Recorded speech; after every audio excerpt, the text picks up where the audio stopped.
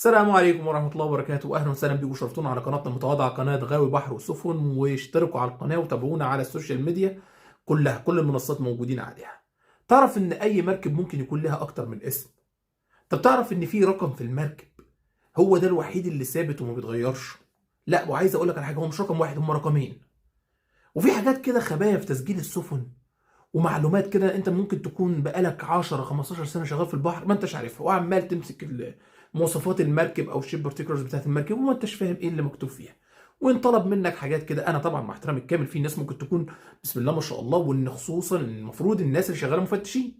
احنا جايين نسهل بقى الدنيا خالص النهارده. هنقول لك على شويه معلومات تقيله جدا، حلقه في الكون وحلقه لذيذه قوي، واستاهل عليها اعجاب واشتراك وكل الحاجات اللي انتوا بتحبوا تسمعوها على اليوتيوب دي.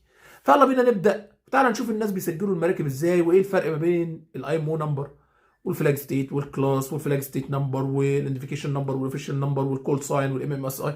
ده الحلقه لذيذه. يلا يلا تعال تعال اسمع ايه المقدمه.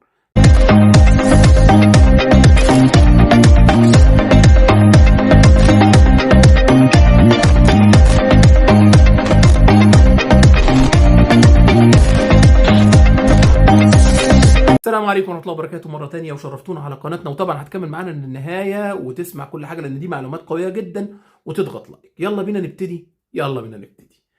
دلوقتي انا مالك سفينه، ربنا يوعدنا ويوعدك ويوعد كل اللي بيشوفونا، ودي حاجه طبعا تحتاج يعني ما علينا. المهم، حضرتك رحت قدمت على بناء مركب او هتبدل مركب او هتشتري مركب. هنقول الثلاث خطوات. اول حاجه بتعملها ايه؟ بيجي في بالك انا عايز اختار اسم للمركب. حلو. طيب، وتاني يعني خطوه، هي مش بتبقى ماشيه بالخطوات قوي، بس طبعا دي حاجات بديهيه انا هبقى اسم المركب اسمها ايه طيب عشان نبنيها ونبقى عارفين اوراقها وكل حاجاتها. بقدم على حاجه اسمها الاي ام او نمبر. مين اللي بيقدم لنا على الاي ام او نمبر؟ الشيب يارد او الادمنستريشن اللي انت متعاقد معاها، او حضرتك بتقدم عليها الاي ام او على طول. سيبنا من الاي ام او نمبر وهنرجع له تاني عشان ليه فكره. حضرتك دلوقتي عايز تختار اسم لمركبك. مين اللي بيختار اسم المركب الاول؟ اللي هو ملك السفينه، اللي هو حضرتك وحضرتي، اللي ربنا يوعدنا ان شاء الله. طيب، اخترت الاسم بناء على ايه؟ بروح اقدم ورقي للادمنستريشن اللي هي العلم، دوله العلم او اداره السلامه مثلا زي عندنا في مصر. بقول لهم والله يا جماعه انا عايز اسجل الاسم بتاع المركب بتاعتي، واول حاجه بقدم عليها ان انا اختار الفلاج ستيت بتاعي. طب انا اخترت الفلاج ستيت بتاعي، اختار مين التسجيل بتاعي؟ يعني بورت اوف ريجستري مسموح لي اختار مثلا مصر. ممكن تختار مينا دمياط، ممكن تختار مينا اسكندريه، ممكن تختار مينا بورسعيد. طب بناء على ايه؟ يعني في حاجات بتقول لك اقاويل. انا مثلا شركتي وليكن موجود مقرها في بورسعيد، هروح ابقى خليني في مينا بورسعيد. ليه؟ التعامل اسهل والورق والدنيا، ودي حاجه بيسموها منطقه غرفيه. انا مثلا هشتغل في مينا زي مواني بنما وحاجات من دي. طب انا مش عايز اخاطب، ممكن يكون عندهم حاجات تانية مختلفه، بمعنى انهم والله بيقدموا تحيه اونلاين، بيقدموا حاجات من دي، وافكار كتيره جدا بتتقال في حته ان انت تقدم ورقك لمين. طب نرجع لاسم السفينه. بختار اسم السفينه عن ايه؟ اولا في شروط لانك تختار الاسم السفينه. اول شرط فيه ان ما يكونش متكرر في العالم، في دوله العالم. وتعالى عشان افكرك تاني الحته دي. طب ايه تاني؟ ما يكونش اسم بذيء، او يعني زي ما بيقولوا كده مش محترم، او بيدعو للكراهيه، او ضد خلافات الدوله. حاجات كتيره جدا بتحطها الدوله اللي هي العلم، مقابل ده انت بتقدم على الاسم بتاعك. طب اخترت الاسم، بياخد الاسم ده ويشوفه في سجلات السفن اللي عنده، هل هو متكرر ولا لا. طلع متكرر او طلع فيه شبيه منه مثلا، ممكن العالم يقوم يقول لك لا اختار لي اسم جديد وشوفه لي. فحضرتك تقوم تقول له ماشي حاضر. طب ما طلعش متكرر، خلاص سجلناه. طب هل لو الاسم ده موجود في مركب تانية مثلا طبع علم تاني؟ ما يهمنيش. شفت؟ يبقى ممكن مثلا اسم الاسكندرية موجود في كذا اسم، وهتلاقي الاسم ده ممكن متكرر في كتير. طب ايه الفكرة؟ انه لو الاسم متكرر، المهم ان العلم عنده مش متكرر. ليه؟ سجلات العلم هي الاهم عندي. طب ده معناه ايه؟ ان الاسم مش فريد من نوعه، يعني ممكن اي حد يسميه، بس المهم ما يتكررش في وحدة الترخيص بتاعت السفن. ليه بقى؟ لان في حاجة تانية اسمها الكول ساين. كل دولة ليها كول ساين معين بتتفق عليه. تعالى معايا كده اوريك ازاي. بص يا ابطال، دلوقتي حضرتك انت عايز تعرف الكول ساين بتاع الدولة. ليه؟ لان ده الوحيد رمز النداء اللي ما بيتكررش يا ابطال. بمعنى ان هو دلوقتي هندخل عند الاي تي يو. في سيرش عن الشيب نيم، الاي تي يو بيديك هنا ممكن تعمل بحث على طول وتدخل على الشيب ستيشن سيرش وتحط كل بياناتها وهيديك كل حاجه عنها والمنطقه بتاعتها اللي بتشتغل والشيب اي دي وكل الكلام من ده. وطبعا ممكن تدخل تشوف الكول ساين لكل دوله عامل ازاي. احنا هنيجي مثلا عند مصر، ادي مصر، ايجيبت ارب ريبابليك بتبتدي باس يو او بتبتدي باس اس اي، ومعاها السودان بتبتدي اس اس ان. طيب يعني ايه ده؟ بص يا كوماندر، حضرتك شفت طبعا الكول ساين بيتجاب منين؟ من على موقع الاي تي يو. ايه فايدته؟ ان الاسم ده او الرقم ده ما بيتكررش فين؟ في دوله العالم. فلو انا اسمي مثلا مركب اسمها اسكندريه، ايا كان اسمها شجره، اسمها الشمس، لقيتها ذا صن مثلا، لقيتها متكرره في كذا اسم في المراكب بتعمل مارين ترافيك، ولقيت كذا اسم، عمر الكول ساين ما هيتغير او ما هيتكرر. طب مين اللي بيقدم على الكول ساين؟ حضرتك المالك بتقدم للادمنستريشن، الادمنستريشن بتقدم لهيئه الاتصالات اللي موجوده عندك، وبيجيبوا الرقم طبقا للايه، للتعريف اللي هنا اللي هو الاي تي يو، بيختاروا لك رقم. الرقم ده بيبقى لمركبك انت مخصوص، وما بيتغيرش غير في حاله واحده، لو العلم اتغير فقط لا غير. المالك لو راح مثلا اشترى المركب وقال انا عايز اثبت البيانات، وانا حضرت كده قبل كده ان المركب اشتريناها وما غيرناش، وفي مركب اشتريناها وخلاص العلم اتغير فجيب لنا كول ساين. ليه؟ لان كل علم ليه كول ساين محدد، فعمر الكول ساين ما هيتكرر، لان ده تعريف مظبوط من الاي تي يو. لكن الاسم ممكن يتكرر. طب ايه تاني برضو ممكن ما يتكررش؟ هو الاي ام او نمبر. الاي ام او نمبر ده ثابت ما بيتغيرش، وتعالى نشرحه بقى دلوقتي بالمره. الاي ام او نمبر وليكن هيبقى زي ده كده: 9 2 3 5 2 6 8. اي ام او نمبر لما قدمت عليه خدته من الاي ام او. طيب في حاجه كده مهمه لازم تبقى فاهمها، ان موقع الاي ام او حضرتك ممكن تدخل، خدناها في دوره الامن البحري، وتعمل اكونت زي ما انا عامل، وتدخل تشوف كل جديد عليه. لو انت ايجنت او شركه بيبقى ليك تعريف تاني، او ادمنستريشن بيبقى ليك تعريف تاني. البابليك يوزر بيدخلوا يعملوا اهوت اكونت ليهم ويبحث على اللي هو عايزه، مثلا الوثائق المتعلقه بالاجتماعات. انا عايز مثلا ام اس سي، بدخل على الام اس سي اشوف بيوصل، بيقول لي اللغه الانجليزيه في 5740 واللغه العربيه 136 نص. ادخل طبعا اللغه الانجليزيه ليه؟ عشان اعرف كل جديد. فهيجيب لي اخر حاجه طلعت 30 10 2000، لا هو بيجيب لي تحت، انا اسف، يقعد يجيب لي تحت. احنا وصلنا 19 3 اهو، لسه في واحده من قريب خالص اهو. تيجي اعمل لها كده هتنزل تشوفها ايه هي. طبعا انت بتقرا العنوان وبتكون فاهم، يقول لك السمري بتاعها وتقول لك ايه هي وبتتكلم بايه والانجليش بتاعها وايه الاختصار بتاعها وهكذا. الاكونت ده هيوفر عليك كتير جدا انك تعرفه. نفس القصه العالم بيبقى ليه اكونت، والادمنستريشن ليه اكونت، والشركه ليها اكونت. الاي ام او نمبر بيتحل ازاي؟ مثلا مركب قدمت واحنا لسه لحد دلوقتي في رقم 9، ممكن قدام نقدم في حاجات تانية. بيجي 9 2 3 5 2 6 8. قال لك ان الثابت رقم 8 اللي هو رقم 7، هو بيجي من 7 ارقام وبدايته اي ام او، يعني مفيش نمبر دي، هيبقى اي ام او. تمام. وبيتكتب في المركب من ورا في الاسترن، في الاسترن، وبيبقى 20 سم طبقا للريزوليوشن ديت في الاسترن اهو. وبيبقى اسم عباره عن الاي ام او كابيتال، والارقام كلها باينه وواضحه، وبتكون مختلفه عن لون دهان المركب، وواضحه دايما واضحه دايما. وهنتكلم ايه اللي بيتكتب قدام وورا. طيب نيجي نبص هنا، هنلاقي اي ام او 9 2 3 5 2 6 8. الرقم ده بتقدم الاي ام او عليه عن طريق حد معروف جدا عندهم، اللي هي الاي اتش اي، اللي هي جلوبال سيستماتكس، حاجه كده، منظمه حسابيه جدا. الرقم ده عمرك ما هتعرف لا تطبعه ولا تغيره ولا تيجي من ناحيته. الرقم ده بيفضل مع المركب لحد ما تموت زي ما بيقولوا، يعني زي شهاده الميلاد لحد شهاده الوفاه، لحد ما تقطع سكراب ما بيتغيرش. طب انا عايز اتاكد ان الرقم ده صح. ده ليك انت مثلا، بتضرب الرقم الاولاني في 7، وخدنا في دوره ماستر، و2 في 6 بيبقى 12، و3 في 5 ب 15، و5 في 4 ب 20، و2 في 3 ب 6، و6 في 2 ب 12، وتجمع كل دول هيطلعوا لك 128. اخر رقم فيهم اللي هو 8 ده الرقم الثابت. ما دام طلع 128 وفي 8 و8 يبقى الرقم ده صح. دي حاجه معلومه ليك كده. الكول ساين زي ما قلنا لك كل دوله ليها حرف، وكل دوله ليها حاجه ما بتتكررش. كذلك يا ابطال، قرب مني، قرب الام ام اس اي. كل دوله ليها 3 حروف اللي هو اسمها الام اي دي. الام اي دي تمام اهو، ده الام اي دي اهي، شايفها؟ خلينا نقرب لك اكتر.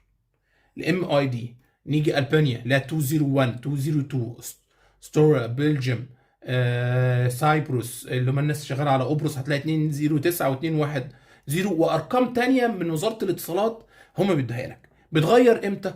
برضه في حاله ان العالم اتغير، لان كل الاي تي يو بتاعت كل دوله اللي هي وزاره الاتصالات في الدوله اول ما بتغير العالم كل دوله لها تعريف تاني فلازم يتغير. نيجي بقى لحاجه مهمه جدا الا وهي الاوفيشال نمبر. لما تشوف الشيب بارتيكولرز اوفيشال نمبر ده معناه الرقم الرسمي للعلم. لما العلم بيتغير بيستخدموا رقم جديد. يعني غيرنا مثلا من علم مصري لعلم مالطا بنجيب رقم جديد، رقم اسمه رقم التسجيل الخاص بالعلم. طب ايه الارقام اللي اقدر انادي بيها واستخدمها ورقيا؟ رقم التسجيل ده ما يستخدمش غير عند العلم فقط لا غير، مالكش دعوه بيه، ولو انطلب منك بكتبه، لكن هو مش للنداء ولا لاي حاجه للاتصالات، لان الام ام اس اي نمبر بيستخدم في الوحدات اللاسلكيه وبيبقى اللاسلكيه اللي هي زي الفي اتش اف والام اف، ودول بيبقوا ثابتين على المركب، وده بيبقى زي الموبايل بتاع المركب نفسه. والكول ساين زي ما قلت لك ده رمز النداء اللي بتستخدمه كل مركب، وانت تقدر تنادي بالاثنين دول. لكن الاوفيشال نمبر ما بتستخدموش في اي حاجه غير في اوراق رسميه تهم الفلاج ستيت، او ممكن تستخدمه في حاجات تانية. نيجي زي يعني ممكن تطلب منك حاجات تانية انا ما اعرفش ايه طبعا، الاوراق والمواني، بس ديت الاساسيات. نيجي عند حاجه اسمها الهال نمبر. الهال نمبر ده فاكر لما قلت لك انت بتروح تقدم على مركب اتبنت لسه جديده، بيطلع رقم ما بيتغيرش لحد برضه ما تموت، وتقريبا بيبقى مثلا واي اي دي 101. امسك الشيب دروينج هتلاقي كده واي ان واي دي مش عارف 102. كل دروينج ليها حاجه بقى. فالشيب يارد نمبر او الهال نمبر بيبقى رقم اساسي معاك لحد برضه ما المركب تتقطع وتروح لحال سبيلها. يبقى انت عندك كده الارقام الام ام اس اي والكول ساين والاوفيشال نمبر والاي ام او نمبر، انت عرفت الاساسيات بتاعتهم. في اساسيات بقى عند الفلاج. امتى غير الشيب ريجستري بتاعت المركب؟ طب انا غيرت اسم المركب دلوقتي، اول حاجه غيرها الشيب ريجستري والسيرتيفيكيتس. طيب وايه تاني؟ الكلاس دلوقتي انا هكمل معاه ولا هغير؟ لو هتكمل مع نفس الكلاس خلاص مفيش مشكله، بس هيبقى عالم تاني، وهل هو بيتعامل مع نفس العالم ده ولا لا؟ فدي بقى قصه قانونيه هنبقى يعني نحكيها بعدين. في حاجه مهمه جدا، لو الكول ساين اتغير والام اس اي نمبر معناها ان خلاص المركب فيه حاجه تغيير تاني. يعني مش انت مش اعتباطا كده هتروح تغيرهم، لا، يبقى حصل حاجه. نيجي للشيب ريجستري. ليه بقى بغيرها؟ لان اسم المركب ده من الاسماء المهمه، وبكتب عليها الاكس نيم، اكس شيب نيم، يعني اسمها والاسم القديم. ليه كل ده يا جماعه؟ عشان حته الحوادث والتحقيقات والكلام منه. وطبعا ما انساش شهاده مهمه واقدم لهم ان انا غيرت اسم المركب الا وهم التامين. نيجي بقى عند حاجه مهمه جدا برضو، الكلاس. انا ما دام غيرت الكلاس ايه اللي بيحصل عندي؟ اول حاجه بغيرها الشهادات كلها، وانا شفتها بعناية لان انا طلعت على مراكب جديده وكنا بنستلم مراكب، وطلعت على مراكب من البنا. الكلاس ملوش دعوه بالكلاس القديم، بيبقى ليه حسبه تانية وبيجي يبص على كل الشهادات وبيفحص كل الحاجه عشان يطلع بعد كده الكلاس تيست ريبورت بتاعته، بيطلع كل التعريفات ويجدد لك الشهادات والشيب بلانز وكل الحاجات اللي موجوده على المركب بيبص عليها. بس في حاجه مهمه لازم يغيرها الا وهي البلومس المارك، يروح يغير الحرف بتاعها. وكل كلاس ليه تعريفه معينه في اللود لاين. طبعا احنا فايده اللود لاين زي ما قلنا ان هي الاماكن المانعه عن نفاذ الميه، فلازم ابص عليها بقى، اللي هي البايبس بقى والهاتش كفر والدورز وكل الحاجات اللي منها ميه بيبص عليها. بس اهم حاجه لازم خلاص ما دام هغير الكلاس لازم ابص على الحاجتين دول، وهو بيفحص وبقدم له ايميل وبتكلم معاه دايركت. نيجي برضو لحاجه مهمه، البدن بتاع السفينه.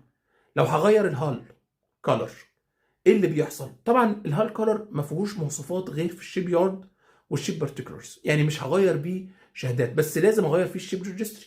بس في شهادات ممكن تفضل زي ما هي، بس ممكن ساعات عالم بيتطلب ان انت ما دام غيرت البتن تتغير لي معاه كل الشهادات، في كده وفي كده. طيب نيجي لحاجه مهمه تانية، الاسماء بتاعت المركب. اسم المركب اللي قدام بيبقى بالكابيتال حرف وما يقلش عن كذا سنتي. طبعا انا اشتغلت الحكايه ديت هنا في مصر وعملتها على الكمبيوتر، كنا بنعمل حاجات للمراكب بيبقى ليها تدريجه معينه في ريزوليوشن معينه هنبقى نحكي عنها بعدين، تحط في الاجناب وتحط في الخلف. اهم حاجه فيه ان الماركينج بتاعته ما تكونش مختفيه وتكون عكس لون البدن، وكمان دي من الاساسيات ان هي تكون اهم حاجه فيها واضحه وصريحه لكل الناس اللي حواليك. مالكش دعوه بقى بالناس بيحكوا بيقولوا ايه. يعني مثلا الناس تيجي تقول لك يا عم ما فيهاش حاجه، ده انا ممكن اعمله بطريقه تانية. لا، الحروف بتاخد شهاده والكلاس بيديك شهاده، وبيديك كل الحاجات التعريفيه ديت، ولازم ياخد عليها. انا اصلا حضرت حاجات زي كده، فما ينفعش تغير في طريقه الكتابه او تغير في حاجات من دي ستامب تبع الفلاج بيطلبها منك كعلم، وبيبعت لك بها المقاييس طبقا للريزوليوشن عاملاها اليو ان لقانون البحار ان تعمل ايه. طب نيجي في الخلف، اسم المركب والبورت اوف ريجستري والايمو نمبر. طيب الثلاثه دول ممكن نتغيروا؟ لا، الايمو نمبر زي ما قلت لك هو ثابت، واسم المركب هو اللي هيتغير، والبورت اوف ريجستري ممكن يتغير. نيجي بقى لاهم نقطه، موانئ التسجيل. لو جينا فتحنا بنما مثلا هتلاقي ليها موقع على بال ما يحمل، ونفتح برضو ليبيريا ليها موقع، وهتقول لك ليبيريا مثلا ان في اونلاين. انت تعرف ان في موانئ في دول معينه، الدول دي اهم من اهم الموانئ اللي موجوده في البحر، زي سويسرا. سويسرا مثلا مش بتطل على الموانئ، دوله حبيسه، بس عندها بورت اوف ريجستري اللي هو بازل بتاعها. طب ازاي بقى وهي ما عندهاش بحار؟ القانون بتاع البحار ما بيحجمش ان اي دوله حتى لو حبيسه انها ما تعملش كده، بس لازم يكون لها ان شاء الله حتى نشاط تجاري بحري في اي ميناء اخر، وده اللي بتعمله دوله. نيجي مثلا ليبيريا. ليبيريا مثلا هتديك اسم الميناء اللي عندها اللي هو مانورفا ده، او مش فاكر اسم الميناء بتاعها بالظبط، فهتديهولك وتكتبه لك عادي. بس انت تعرف ان الاداره بتاعت ليبيريا موجوده في نيويورك، وعندها موقع من اهم المواقع. يعني عندك سيفيرز اهو تقدم عليه على الابلكيشن، والفيزر ريجستريشن، وبتقول لك مثلا نيو بيلدينج، والريجستريشن اندر كونستراكشن، والفلاج ترانسفير لو انت بتنقل من علم لعلم. هترفع كل الحاجات دي. مثلا نيجي ندخل نيو بيلدينج ريجستريشن، هيقول لي ادي المتطلبات اهو، نيو بيلدينج اهو ليست مش عارف كام، وتمشي بقى مع كل الحاجات دي وترفعهم وتبعت لهم ايميل، وهم هيتواصلوا معاك من اول خطوه. وطبعا في دوله زي بنما بتقول لك القنصليه تعالى قدم عليا. بص بنما مثلا عندها 3689 ريجستريشن حصل، وعامله كام اوديت، وعامله كام سيرفي، بس هي بتقول لك لا، اعمل لي كونتاكت على طول، يعني ابعت لي على طول، او تعالى لي على عن طريق الادرس بتاعي اللي موجود هنا، او خاطبني عن طريق الايميلات، او خاطبني عن طريق القنصليات. في كده وفي كده، وكل دوله بتنافس بعضها عشان توصل لاعلى حاجه عندها. دلوقتي لو على مركب واتعرض عليها كل البيانات دي، حاجه هتقف قدامي؟ لا خلاص، ما انا عرفت يعني الاوفيشال نمبر، وعرفت كل الارقام، وعرفت كل الاساسيات، يبقى انا الدنيا بقت سهله بالنسبه لي. طيب في حاجه تانية انتوا طالبينها، اكتبوها لي في التعليقات، او اكتبوها لي في قناه التليجرام، خلينا نتواصل كده مع بعض عشان نعمل حلقات كتير. اشوفكم محتويات تانية كتير. سلام عليكم ورحمه الله وبركاته. حلقه ممتعه، حلقه مفيده.